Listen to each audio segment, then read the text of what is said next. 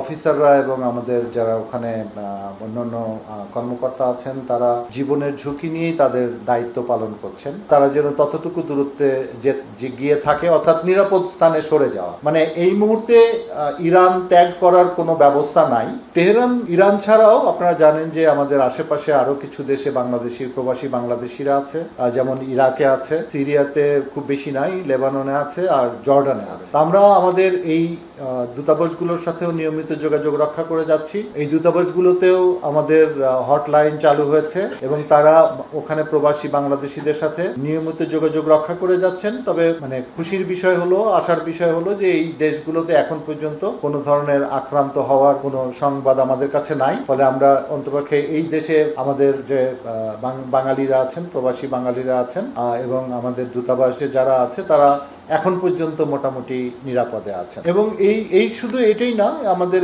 এই দেশগুলো ছাড়াও গালফ অর্থাৎ ওই মধ্যপ্রাচ্যে অন্যান্য যে দেশগুলি আছে সেই দেশগুলির যে আমাদের বাংলাদেশের দূতাবাস সমূহ আছে তাদেরকেও আমরা সতর্ক থাকার জন্য আমরা নির্দেশনা দিয়েছি এবং একই সাথে তাদেরকে বলেছি যে তারা যেন প্রবাসীদের সাথে নিয়মিত যোগাযোগ রক্ষা করে এবং যদি কেউ ওই ইরান অথবা অন্য দেশে কোনো প্রবাসীদের বিষয়ে যোগাযোগ করে তাহলে যেন তারা আমাদের সাথে অথবা আমাদের দূতাবাসের সাথে যোগাযোগ করার জন্য তাদেরকে জানায়। সবশেষে পররাষ্ট্র মন্ত্রণালয় ও বাংলাদেশ দূতাবাস সংশ্লিষ্ট সব পক্ষের সাথে আমরা নিয়মিত যোগাযোগ রক্ষা করে যাচ্ছি যাতে প্রবাসী বাংলাদেশিরা নিরাপদে থাকেন এবং কোনো ধরনের ক্ষতির সম্মুখীন না হয়। এমনি যে ক্ষতিটা এমনিতে হয়েই যাচ্ছে সেটি হচ্ছে যে এই যে যারা ওখানে প্রবাসী ছিলেন তারা তো কর্ম হারাবেনি, আর এই যুদ্ধ বন্ধ হলেও যুদ্ধ পরবর্তী যে অবস্থা তৈরি হবে সেই অবস্থায় তাদের সেখানে থাকাটা কতটুকু সম্ভব হবে সেটাও একটা বিশেষ বিবেচনার বিষয়। তবে আমরা এখন পর্যন্ত যতটুকু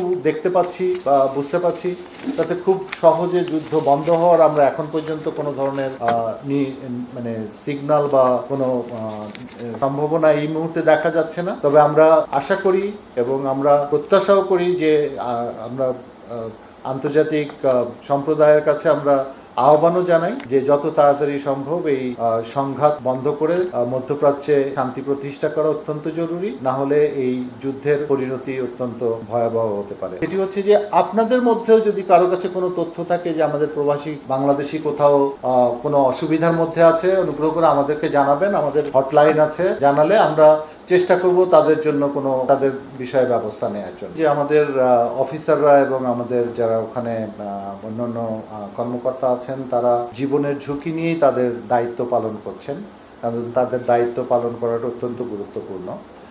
তারপরেও আমাদের এখনকার সিদ্ধান্ত হচ্ছে যে আমরা তাদেরকে তেহরান থেকে যতটুকু দূরত্বে গেলে নিরাপদে থাকতে পারবে তারা যেন ততটুকু দূরত্বে গিয়ে থাকে, অর্থাৎ নিরাপদ স্থানে সরে যাওয়া। মানে এই মুহূর্তে ইরান ত্যাগ করার কোনো ব্যবস্থা নাই, যেহেতু বিমান যোগাযোগ বন্ধ এবং মানে স্থলপথে হয়তো কষ্ট করে যাওয়া সম্ভব, কিন্তু তার নিরাপদ হবে না বলে আমরা তাদেরকে নিরাপদ স্থানে তেহরান থেকে দূরে নিরাপদ স্থানে যাওয়ার জন্য নির্দেশনা দিয়েছি। এই বিষয়টি কার্যকর করতেও সময় লাগে, আপনারা জানেন যে গিয়ে কোথাও থাকতে হবে, তারপরে পরিবার নিয়ে যাওয়া। আর একটি বিষয় হয়তো আপনারা জানেন না যে ইরানের উপরে এমবার্গো থাকার কারণে আমাদের ওখানে অর্থ প্রেরণ করার অত্যন্ত ডিফিকাল্টি আছে, যে কারণে এই ইভ্যাকুয়েশনের জন্য বা নিরাপদ স্থানে সরে যাওয়ার জন্য যে অর্থটি লাগবে, অর্থ আমরা পাঠানোর চেষ্টা করছি। ব্যাংকিং চ্যানেল তো ওখানে কাজ করে না, আপনারা জানেন। সেই জন্য এই বিষয়টি আমাদের মানে রিলোকেশনে একটু বিলম্বের কারণ হচ্ছে। তবে আমি এটুকু বলতে পারি যে আমাদের একটি দুইটি স্থাপনা, যেমন আমাদের চ্যান্সেরি যেটা অফিস বলি আমরা, আর রাষ্ট্রদূতের ভবন বাংলাদেশ হাউস,